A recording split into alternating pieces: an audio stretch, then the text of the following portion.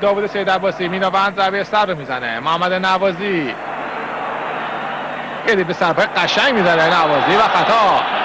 اعلام خطا از کریم باقری.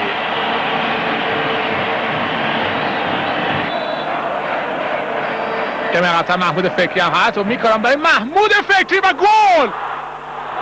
چه گلی میزنه این محمود فکری. استقلال 2 پرسپولیس 0. یک ضربه فوق‌العاده از محمود فکری، کسی که هیچ کس فکرش نمی‌کرد اینجا گل بزنه گل میزنه. چه گلی هم میزنه.